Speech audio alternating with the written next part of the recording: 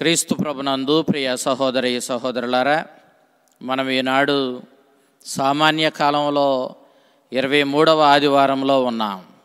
ఈనాటి దివ్య గ్రంథ పఠనాలు మొదటి పట్టణము సొలొమోను జ్ఞాన గ్రంథము 9వ అధ్యాయము 13వ వచనం నుంచి 18వ వచనం వరకు, లూకా శుభవార్త 14వ అధ్యాయము 25వ వచనం నుంచి 33వ వచనం వరకు దేవుని వాక్యాన్ని మనం ఆలకించాం. ఈ సొలొమోను జ్ఞాన గ్రంథము భక్తుడైనటువంటి ఒక యూదుడు ఐగుప్తు దేశంలో గ్రీకు భాషలో వ్రాయగా, ఆ గ్రంథం క్రీస్తు పూర్వం 1వ శతాబ్దంలో రూపొంది మనకి ఈనాడు అందుబాటులో ఉంది. జ్ఞానాన్ని అందించేటటువంటి అనేక సూక్తులతో కూడినటువంటి అంశాలను పొందుపరచి ఈ గ్రంథాన్ని మన చేతికి అందించాడు.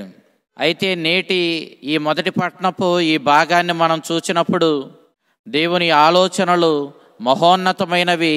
మానవుడు తన పరిమితమైనటువంటి ఈ కొద్దిపాటి జ్ఞానముతో, ఈ చిన్నపాటి ఆలోచనలు కలిగిన మానవుడు ఆ మహా గొప్ప విశాలమైన దేవుని ప్రణాళికలను, జ్ఞానాన్ని అర్థం చేసుకోవడం అతనికి అసాధ్యమని, కాబట్టి దేవుణ్ణి పూర్తిగా తెలుసుకోవడం అంటే, దేవుని జ్ఞానాన్ని పూర్తిగా అర్థం చేసుకోవడం అంటే ఇక మానవునికి సాధ్యం కాని విషయమని ఈనాడు రచయిత తెలియచేస్తూ ఉన్నాడు. కాబట్టి దేవుని యొక్క అపారమైనటువంటి రక్షణ ప్రణాళికతో కూడిన ఆలోచనలు మానవుడు పూర్తిగా తెలుసుకొని గ్రహించుకోవడం అసాధ్యమని తెలుసుకొని, తన స్థాయిని తెలుసుకొని మానవుడు నడుచుకోవాలన్న విషయాన్ని రచయిత ఇక్కడ స్పష్టంగా తెలియచేస్తూ ఉన్నాడు.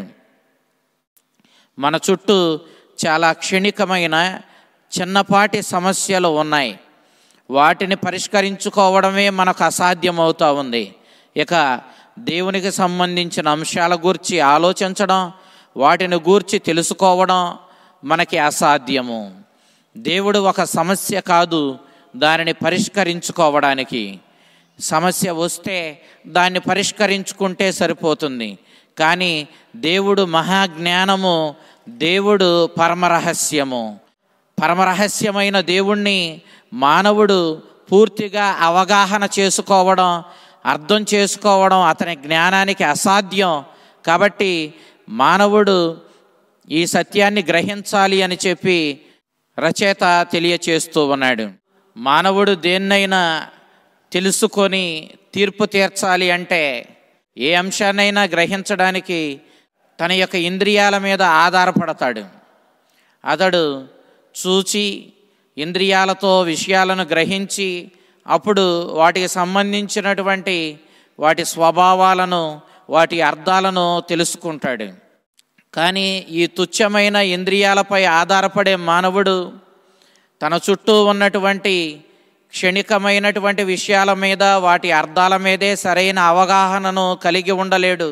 ఇక స్వర్గపు విషయాలపై, దేవుని విషయాలపై ఏ విధమైన అవగాహనను అతడు పెంపొందించుకోగలుగుతాడు? కాబట్టి తన యొక్క పరిధిని, పరిమితిని మానవుడు ఎప్పుడూ మర్చిపోకూడదు. దేవుడు అనుగ్రహిస్తే తప్ప మానవుడు ఏ విషయం మీదైనా ఇంకా కొద్దిగా ఎక్కువ జ్ఞానం కలిగి, అవగాహన కలిగి జీవించలేడు.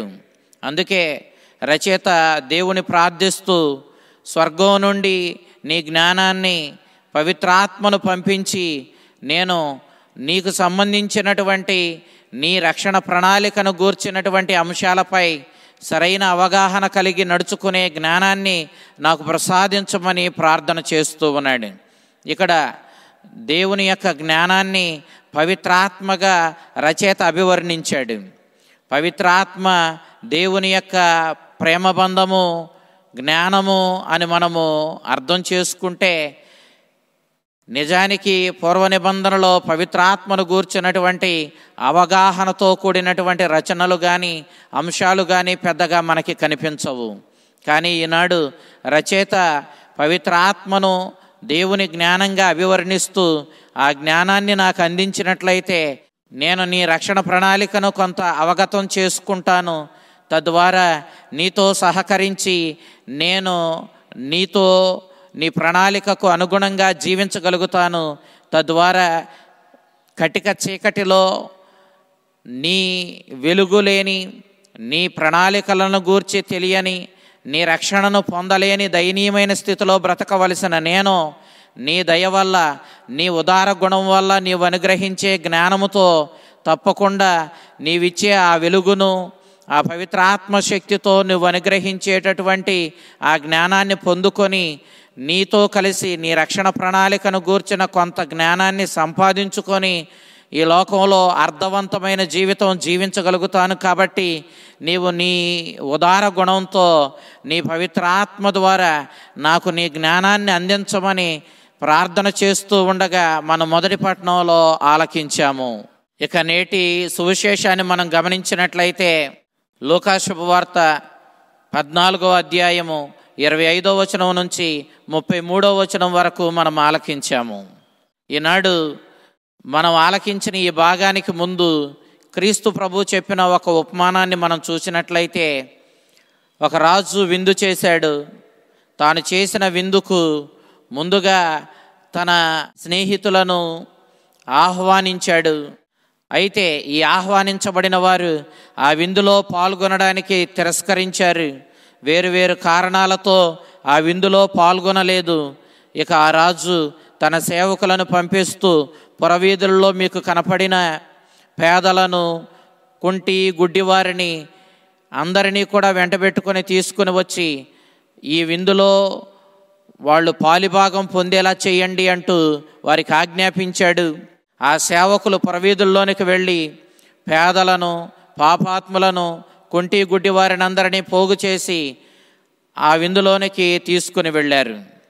ఇక్కడ ఈ ఉపమానాన్ని మనం చూసినప్పుడు ముందుగా ఆహ్వానించబడినటువంటి ఆ మిత్రులు ఎవరు అని అంటే, యోధ సమాజాన్ని నడిపిస్తూ ఉన్న యోధ నాయకులు.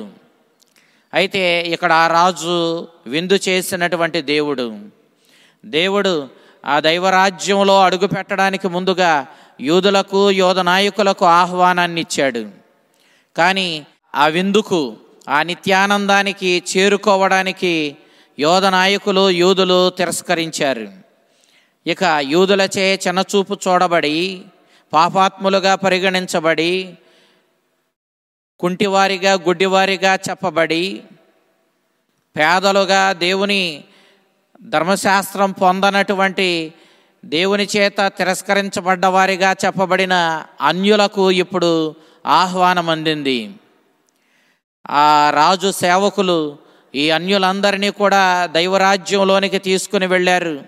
అక్కడ గొప్ప విందు సిద్ధంగా ఉంది కాబట్టి అందరూ ఆ విందులో పాల్గొన్నారు. ఆ విందు ఎంతో ఘనంగా, వైభవోపేతంగా కొనసాగుతూ ఉంది. ఇక్కడ ఈ విందులోనికి ఆహ్వానించబడినటువంటి ఈ అన్యులతో ఆ విందు మండపం నిండిపోయింది. కాబట్టి నీవు పరలోక రాజ్యానికి వారసుడవై పరలోక రాజ్యాన్ని చేరుకోగలిగిన స్థితిలో, దేవుడు ఇచ్చిన ఆహ్వానానికి తగ్గ రీతిలో నువ్వు జీవించి ఆ పరలోక రాజ్యపు ఆ నిత్యానందాన్ని సొంతం చేసుకునే రీతిలో జీవించాలి అని ప్రభు అక్కడ ఉన్నటువంటి ఆ ఇశ్రాయేలు సమాజాన్ని ఉద్దేశించి ప్రబోధించాడు.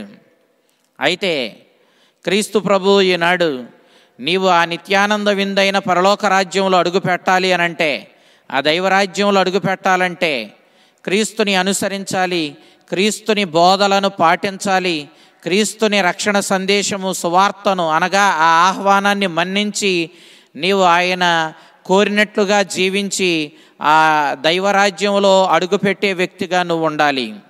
కాబట్టి నువ్వు ఏ విధమైనటువంటి మనస్తత్వంతో, ఏ విధమైన లక్షణాలతో నువ్వు జీవించాలో క్రీస్తు ప్రభు ఈ యొక్క ఉపమానము ద్వారా తెలియచేస్తూ ఉన్నాడు. తనని అనుసరించాలి అనుకున్నవాడు తన తల్లిదండ్రులను, బంధుమిత్రులను అందరినీ విడిచిపెట్టి తనను అనుసరించాలి అన్నాడు. అనగా అర్థం, తన తల్లిదండ్రులను మర్చిపోమని కాదు. క్రీస్తుని అనుసరించాలి అనుకున్న క్రీస్తు అనుచరుడు క్రీస్తుకే ప్రథమ స్థానం ఇవ్వాలి. తన బంధుమిత్రులకు అంతటి ప్రాధాన్యతనివ్వకుండా క్రీస్తునకు, క్రీస్తుని సందేశానుసారము జీవించడానికే అతడు ప్రథమ స్థానం ఇవ్వాలని ఇక్కడ భావం. ఈ సందర్భంలో క్రీస్తు నిన్ను నువ్వు త్యజించుకొని నన్ను అనుసరించాలి అన్నాడు. ఒకరిని ఒకరు త్యజించుకోవడం అది ఎంతవరకే సాధ్యమయ్యే విషయం?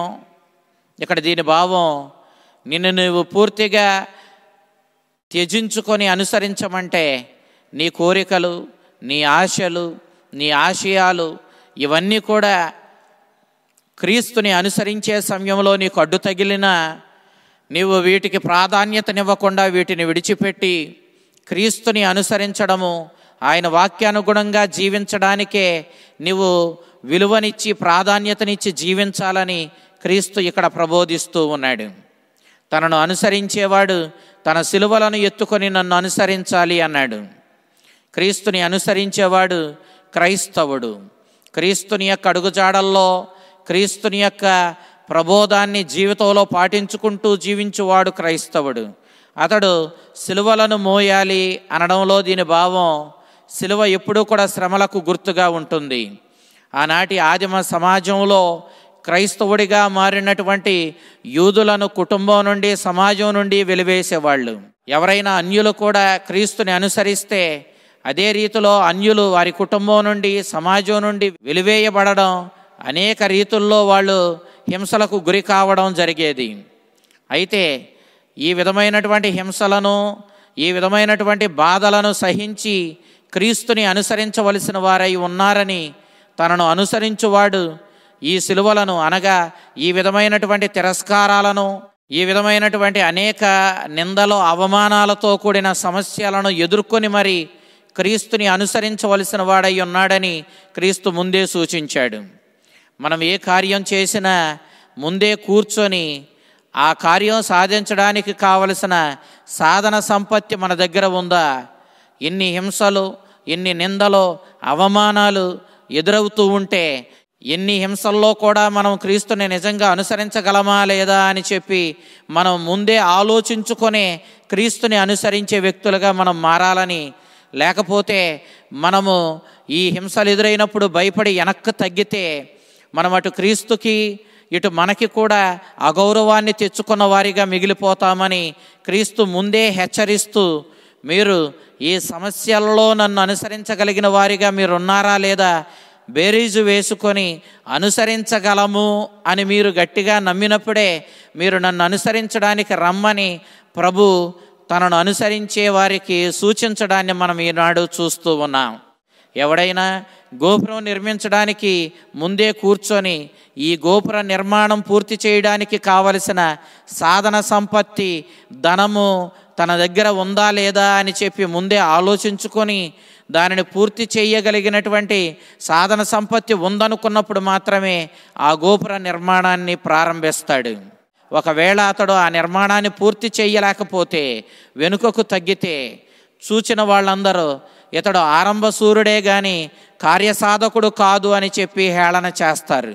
కాబట్టి ముందే మనము ఏ పని చేయడానికైనా, చివరికి క్రీస్తుని అనుసరించడానికైనా ఆ విధంగా క్రీస్తుని శ్రమల్లో, ఇబ్బందుల్లో కూడా, నిందల్లో, అవమానాల్లో కూడా సిలువలను మోసుకుంటూ ఆయన్ని అనుసరించగలమా లేదని ముందే ఆలోచించాలి అని ప్రభువు తెలియచేస్తూ ఉన్నాడు. ఒక రాజు యుద్ధానికి వెళుతూ ఉన్నాడు. అయితే తన మీదకు 20,000 మంది సైన్యంతో ఇంకొక రాజు, శత్రురాజు దండెత్తి వస్తూ ఉన్నాడు. ఆ సందర్భంలో 10,000 మంది సైన్యాన్ని వేసుకొని యుద్ధానికి వెళుతున్న ఈ రాజు కూర్చొని అంతటి సైన్యంతో వస్తున్నటువంటి శత్రురాజును జయించగలనా లేదని ఆలోచించుకొని ముందే వేగులను పంపించి అతనితో సంధి చేసుకొని ఆ ప్రమాదం నుంచి బయటపడాలి. లేదంటే గొప్ప విపత్తును అతడు ఎదుర్కోవలసి వస్తుంది. ఈ యుద్ధంలో అతడు ఓడిపోవడం తథ్యమవుతుంది. 20,000 మంది సైన్యంతో వచ్చిన శత్రురాజును ఎదిరించలేక ఘోర అవమానానికి, ప్రాణహానిని తెచ్చుకునే ప్రమాదానికి ఇతడు గురవ్వాల్సి వస్తుంది. కాబట్టి ప్రభు ముందే ఆలోచించుకోమంటూ ఉన్నాడు. ఏ క్రీస్తుని అనుచరుడైనా నేను క్రీస్తుని అనుసరిస్తాను అని ఆశపడటంతో సరిపోదు. ఆ విధంగా క్రీస్తుని అనుసరించేటప్పుడు తనకు ఎదురయ్యే ఇబ్బందులన్నిటిలోనూ అతడు నిలబడగలడా లేదా అనేది సరిగా బేరీజు వేసుకున్న తరువాతే తనను అనుసరించాలని ప్రభు చెబుతూ ఉన్నాడు. తనను అనుసరించడం కోసం తన శిష్యుడిగా మారడం కోసం దేనినైనా త్యజించడానికి మీరు సంసిద్ధులై ఉండాలి. చివరికి ఆస్తిపాస్తులనైనా మీరు త్యజించడానికి సంసిద్ధులై ఉండాలి. సమస్తాన్ని త్యజించి మరి నా శిష్యులుగా నన్ను అనుసరించాలని ప్రభువు తెలియచేస్తూ ఉన్నాడు. ఆనాడు ఇశ్రాయేలీయులు రోమీయుల చేతుల్లో బానిసలుగా ఉన్నారు. ఈ రోమీయుల చేతుల్లో బానిసత్వం నుంచి తమను విడిపించి స్వేచ్ఛా స్వాతంత్ర్యాలతో కూడిన ఆ రోజులు మాకు తీసుకుని వస్తాడని, మా రాజ్యాన్ని మాకు స్థాపించి ఇస్తాడని క్రీస్తుపై గట్టి నమ్మకంతో ఆ రోజుల్లో అనేక మంది క్రీస్తుని అనుసరించడానికి, అతని అద్భుత కార్యాలు, అశేషమైన జనం అతనిని అనుసరించడం చూచి కోరికతో ఆయనను అనుసరించడానికి అనేక మంది రావడం జరిగింది. ఈ సందర్భాన్ని పురస్కరించుకొని క్రీస్తు ఈ అంశాలను స్పష్టంగా తెలియచేశాడు. తత్ఫలితంగా అనేక మంది క్రీస్తుని అనుసరించాలని వచ్చిన క్రీస్తుని ఈ బోధలు విన్న తరువాత వాళ్ళందరూ కూడా చాలామంది చల్లగా జారిపోవడం మనం చూస్తూ ఉన్నాం. క్రీస్తుని అనుసరించాలి అనుకున్న వాళ్ళు తమ ఆస్తిపాస్తులను సహితం విడిచిపెట్టి క్రీస్తుకే ప్రాధాన్యతనిచ్చి ఆయన్ను అనుసరించాలి అని అన్నప్పుడు కటిక పేదరికాన్ని అనుభవించాలి అని కాదు. ఓవా పావర్టీ, కటిక పేదరికం అవలంబిస్తాము అని చెప్పి మనం వాగ్దానం చేయాలని కాదు. మనం ఈ లోక సంపదలను మనం అనుభవించవచ్చు, కానీ అవి క్రీస్తుని అనుసరించడంలో ఏ విధమైన రీతిలోనైనా అడ్డు తగిలితే మనం వాటిని సహితం వదిలి మరి క్రీస్తుని అనుసరించడానికే ప్రాధాన్యతనివ్వాలి. కాబట్టి ప్రథమ స్థానం క్రీస్తుకే, క్రీస్తుని అనుసరించడానికే అన్న విషయాన్ని ఈనాటి దివ్య గ్రంథ పఠనం స్పష్టంగా మనకు తెలియచేస్తూ ఉంది. కాబట్టి మనము క్రీస్తుని యొక్క జ్ఞానంతో నింపబడాలి, క్రీస్తు అనుగ్రహించే పవిత్రాత్మ శక్తితో బలపడాలి. ఈ లోకానికి, ఈ లోకంలో ఉన్న బంధుమిత్రులకు కానీ, మన ఆశలకు కానీ, ఆస్తిపాస్తులకు కానీ, సుఖభోగాలకు దేనికి కూడా క్రీస్తుని అనుసరించడానికి ఇచ్చినంత విలువను మనం ఇవ్వడానికి లేదు. క్రీస్తే మనకు ప్రాముఖ్యం, క్రీస్తుని అనుసరించడమే మనకు ప్రథమం అని ఈనాటి సువిశేషం మనకు తెలియజేస్తూ ఉంది. కాబట్టి క్రీస్తుని అనుసరించి మన జీవితాలను ధన్యం చేసుకుందాం. ఆ పరలోక రాజ్యానికి మనల్ని మనం వారసులుగా మార్చుకుందాం. ఆ ప్రభు అనుగ్రహించి ఆ నిత్యానందాన్ని మనం సొంతం చేసుకుందాం, మన జీవితాలను ధన్యం చేసుకుందాం. అలాంటి ధన్యతతో కూడిన ఆశీర్వాదాలు మనకి, మన కుటుంబాలకు అనుగ్రహించమని ప్రభువుని వేడుకుందాం. ఆ కరుణామయుడు తన అపారమైన జ్ఞానాన్ని, అపారమైన శక్తిని మనకు అనుగ్రహించి మనల్ని క్రీస్తుని అనుసరించే వ్యక్తులుగా మనల్ని బలపరిచి నడిపించి మన జీవితాలను దైవరాజ్యానికి వారసులుగా మార్చి మనలను ధన్యం చేయునుగాక. ఆమేన్.